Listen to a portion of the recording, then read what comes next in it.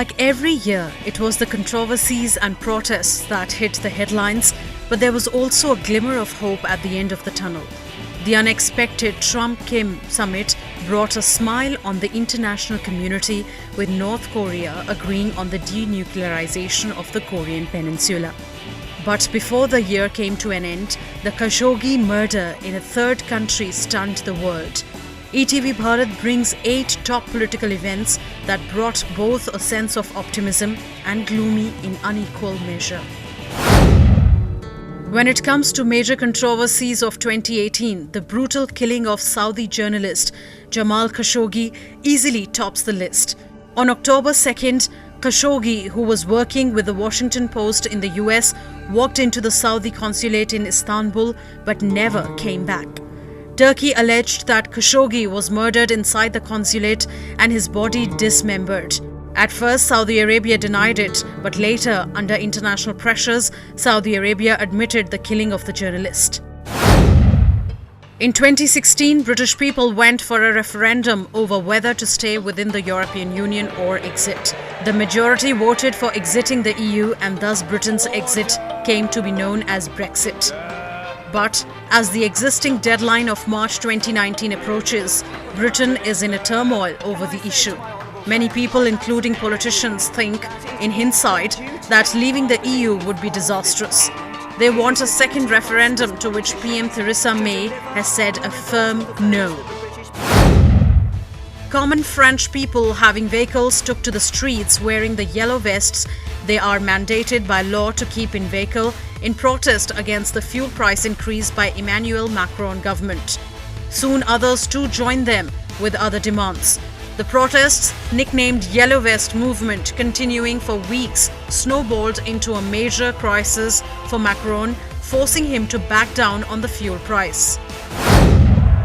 The political crisis in Sri Lanka began when President Maithripala Sirisena ousted Prime Minister Ranil Wickremesinghe on October 26th, accusing him of being complicit in many a dubious case and also for alienating the powerful Buddhist monks.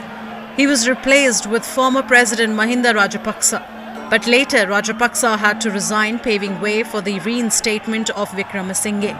But after his oath-taking ceremony, Sirisena expressed doubt if he can work with the reinstated PM, who he had sacked earlier.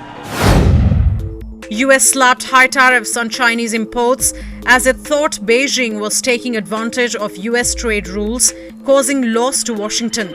In retaliation, China did the same.